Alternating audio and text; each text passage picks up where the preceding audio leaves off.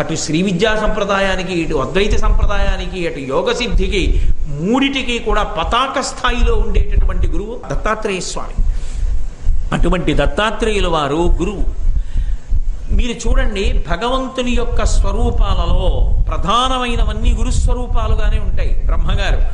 బ్రహ్మ, విష్ణు, శివుడు ముగ్గురు కదా త్రిమూర్తులుగా చెప్తాం. అలా చెప్పినప్పుడు బ్రహ్మగారు గురువు. ఎందుకనంటే ప్రజాపతులను సృష్టించి వాళ్ళందరికీ కూడా ఉపదేశం చతుర్ముఖ బ్రహ్మగారే ఇస్తాడు కాబట్టి ఆయన గురువు.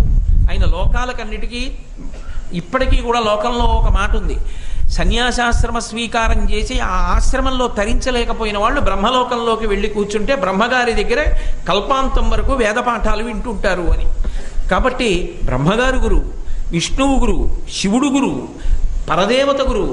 గురువు కాని వాళ్ళు లేరు, వాళ్లే గురువులుగా వస్తారు. అసలు గురువుగా రావడం అన్నది గురు సంప్రదాయంలో గురు